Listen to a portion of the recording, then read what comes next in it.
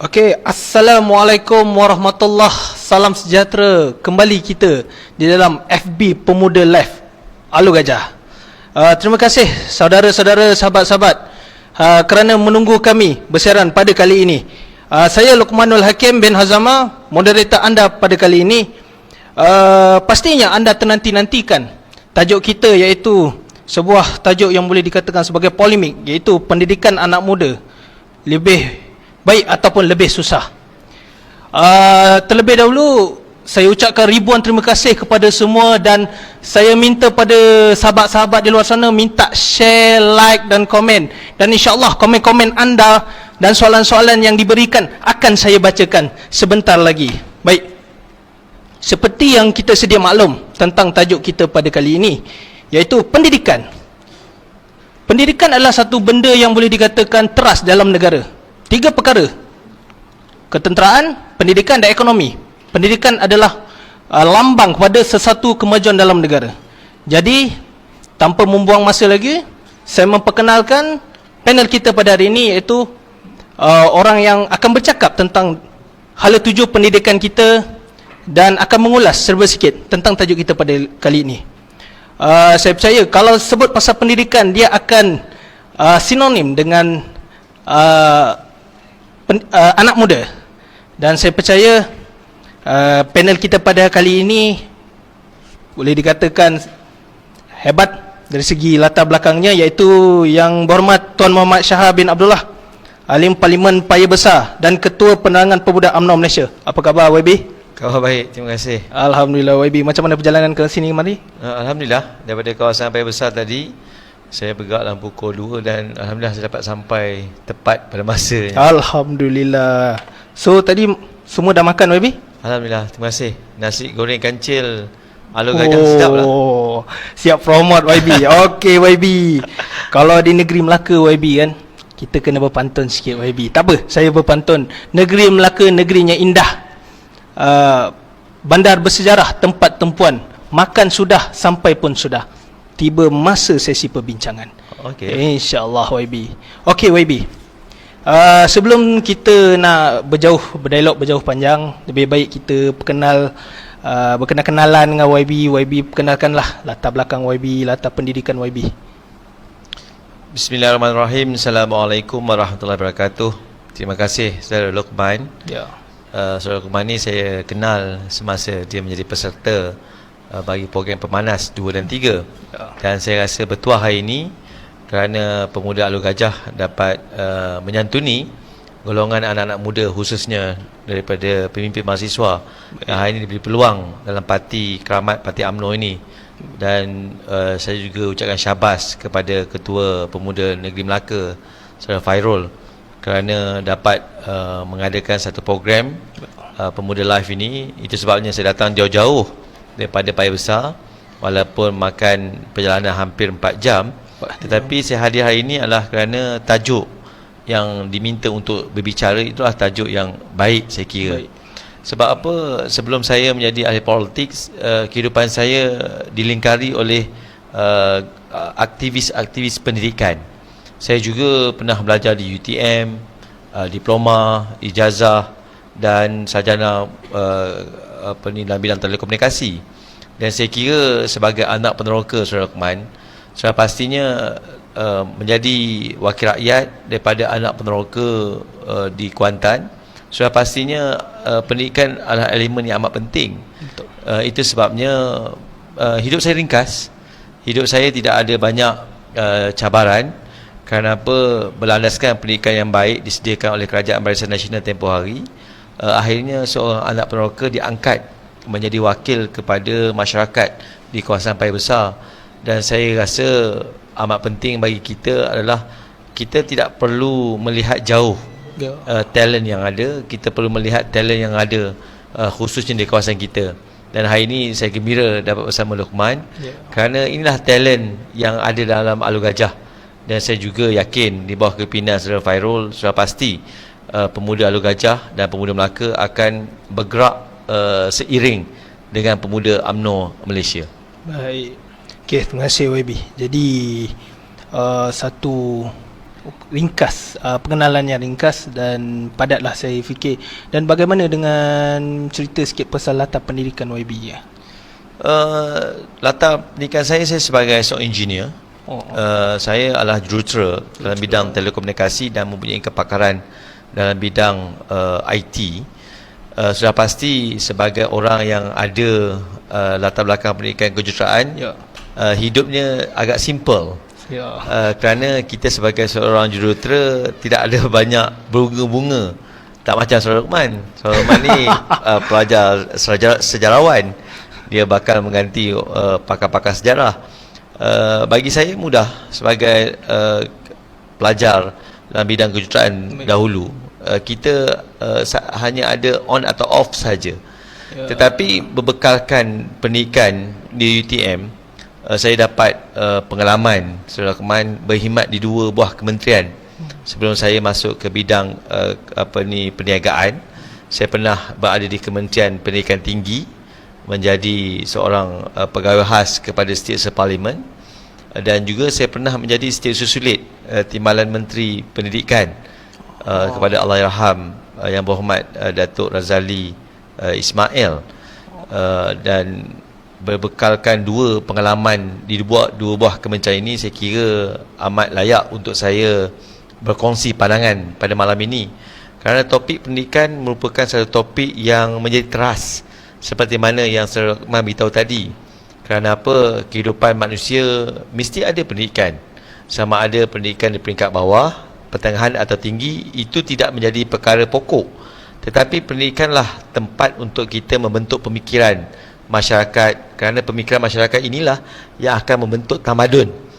Yang kita ingin melihat adalah tamadun Malaysia bagaimana, sama ada ia masih diteruskan di bawah kerajaan terdahulu atau kerajaan hari ini ingin menukar tamadun yang baru. Baik. Jadi saya tertarik dengan perkataan tamadun itu sebabkan saya pun daripada latar belakang sejarah. Sebenarnya bila kita cakap soal tamadun, dia berkenaan dengan hala tuju sesebuah negara itu, iaitu dasar itu, bagaimana dasar itu dibentuk, dan akhirnya dasar itu akan boleh dikata digembleng dan diangkat menjadi sebuah hala tuju pendidikan sebuah negara. Baik, kita melihat kerajaan hari ini, mereka saya tidak tahu sama ada dasarnya bagaimana, tetapi pandangan YB hala tuju pendidikan kita, dan boleh ulas sikit tentang dasar yang ada sekarang ni untuk pendidikan kita. Seperti mana yang saya sebut Luqman tadi dan rakan-rakan penonton, saya ada pengalaman di 2 buah kementerian, Kementerian Pengajian Tinggi dan Kementerian Pelajaran. Dan saya adalah golongan yang pertama bersama-sama membangunkan sebuah kementerian, iaitu Kementerian Pengajian Tinggi. Dan itulah saya nak beritahu kepada Luqman, sejarah tidak pernah menipu generasi sekarang. Kalau kita lihat bagaimana yang dilaporkan oleh Kementerian Kewangan, saban tahun kita ada bajet tahunan.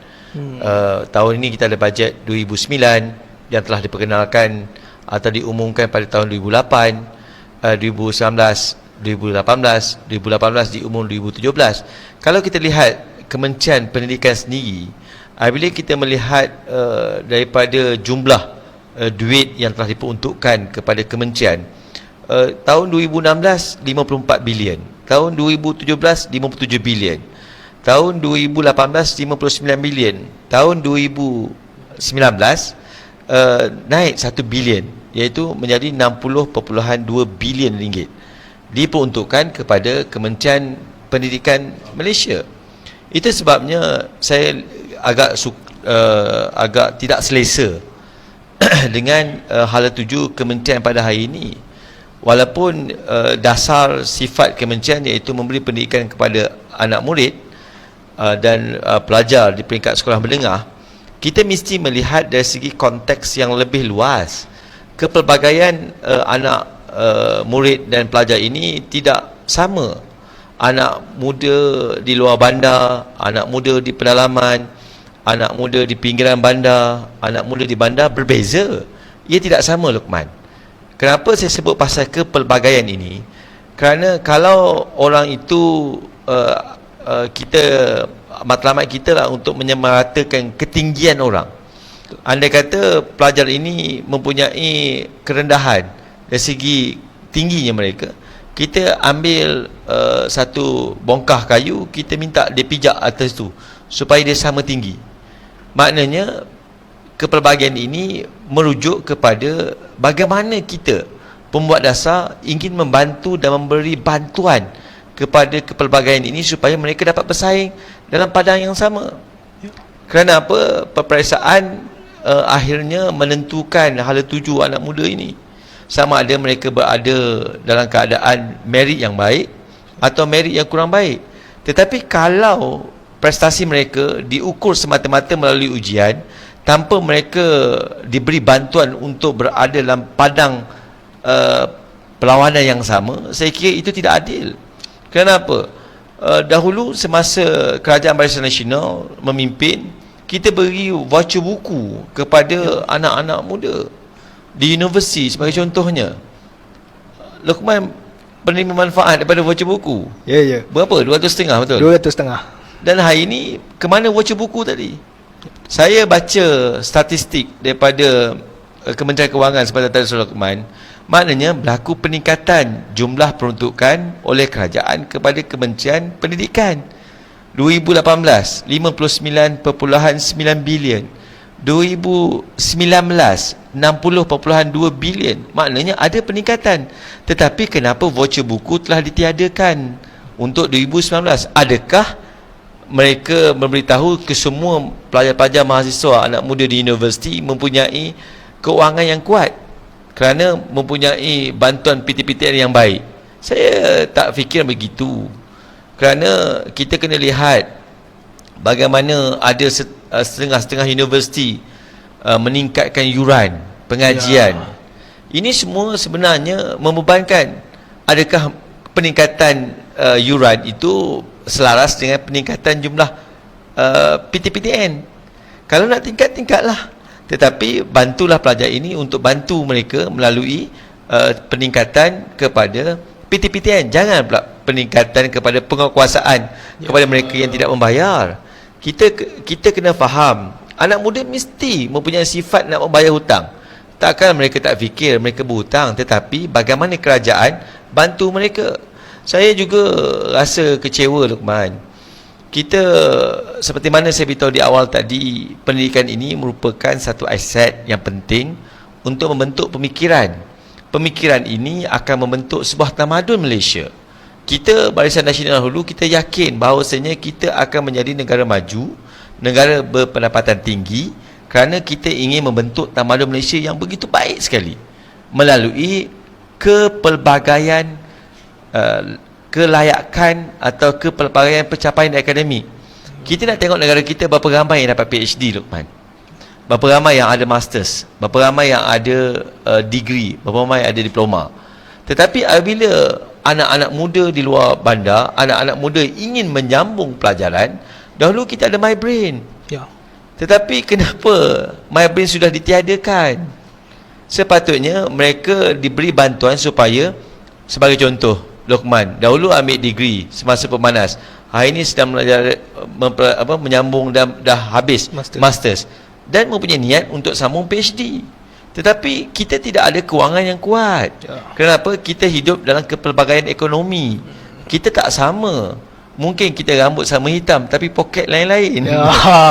Jadi saya harap sangat, Luqman, kalau kita nak memperkenalkan dasar-dasar yang baik, kita mesti memperkenalkan dasar, kaji dahulu. Jangan umum dahulu kemudian kaji. Dahulu kita kata, kita umumkan nak bagi rancangan makanan tambahan kepada anak-anak muda di sekolah.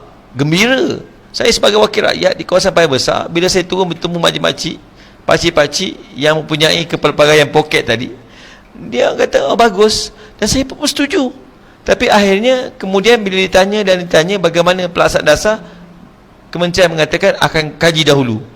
Itu sebab saya beritahu, jangan kita umum kemudian kita kaji. Tiba-tiba minta pula kemahiran pelajar berenang. Tempat latihan berenang bukan di sekolah, di hotel-hotel. Adakah anak-anak kampung ini mampu untuk pergi ke hotel-hotel untuk berlatihan. Ini semua perkara-perkara yang saya harap sangat kita